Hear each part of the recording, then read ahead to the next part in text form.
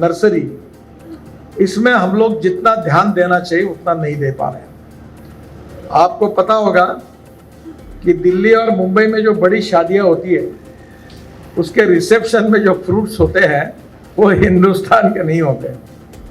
Apple Poland का, Australia का, New Zealand का आता है। ग्रेप्स कई फ्रांस से आते हैं, स्पेन से आते हैं।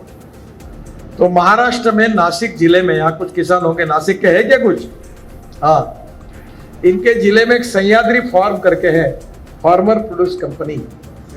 उन्होंने स्पेन से ये जो अंगूर है उसकी कलम लाई और नई जात तैयार की, और फार्मर प्रोड्यूस कंपनी ने 1500 करोड़ रुपए की ग्रेप्स एक्सपोर्ट किए।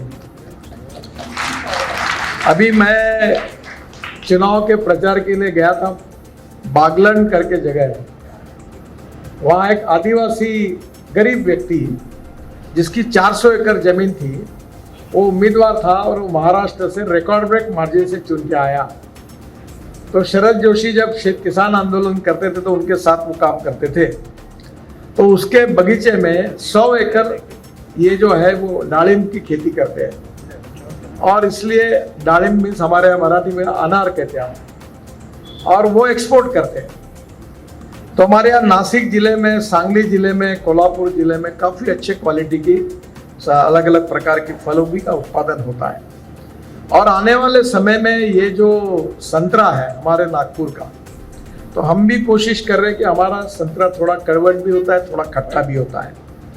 तो वहाँ से एक टैंगो करके वैरायटी स्पेन से उन्होंने लाई।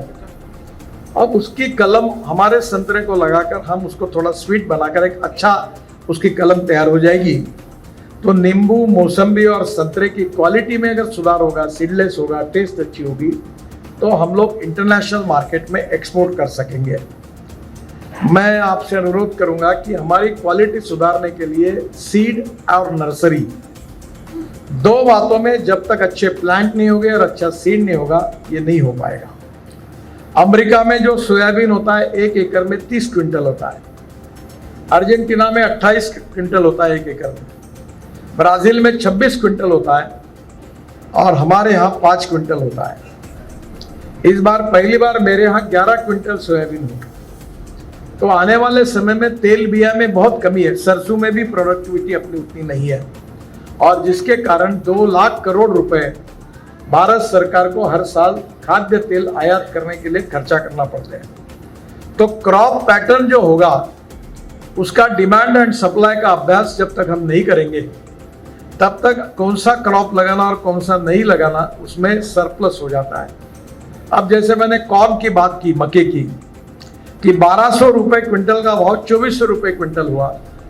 अब इस बार लोगों ने मक्का लगा, और मक्का 2 बार लेने वाले भी हैं, कुछ लोग 3 बार भी लेने वाले हैं। और मक्के की जो जात तैयार हुई है उसमें कम से कम 30 क्विंटल और कुछ लोग 40 क्विंटल निकाल रहे हैं।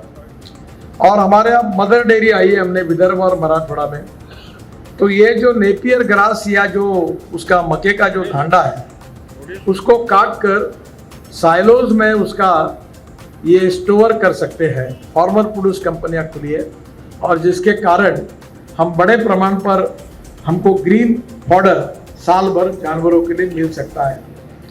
एक बहुत बड़ी बात हुई है जिसमें भारत सरकार भी इनिशिएटिव ले रहा है कि आपने देखा होगा कि दूध उत्पादन में हमारे यहाँ जो गाय है, देशी गाय, उनका दूध का उत्पादन 12 से 15 लीटर तक है, 10 लीटर।